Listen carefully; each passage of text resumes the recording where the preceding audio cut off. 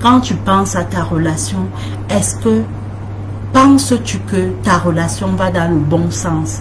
Il ne s'agit pas d'avoir des moments de problème. J'insiste encore là-dessus. Parce que dans chaque relation, il y a des problèmes. Est-ce que quand tu te regardes dans cette relation, il y a de cela 6 mois, quand tu regardes 6 mois en arrière, est-ce que tu as l'impression dans ton cœur que tout va bien? Est-ce que tu as l'impression que cette relation avance? Est-ce que tu as l'impression d'être épanoui? Est-ce que quand tu as un problème, la première personne à qui tu penses et vers qui tu veux aller pour te blottir, c'est ton partenaire? Si ce n'est pas le cas, si tu te sens très mal, si tu te sens rabaissé, si tu as perdu ta confiance en toi, si tu te sens déprimé, si tu te sens oppressé, si tu te sens ne pas avancer dans ta vie, si tu te sens, je ne sais pas moi, manquer de repères, si tu te sens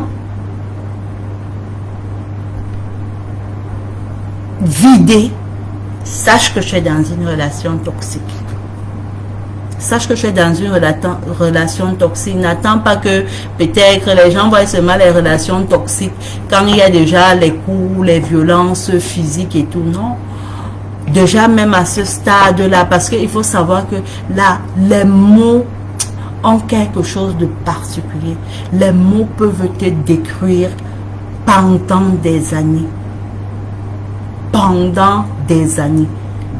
Les mots peuvent arriver à te donner une image de toi-même que pour récupérer ça, parfois certains vont jusqu'à leur mort sans jamais, comment dire, sans jamais se rééquilibrer.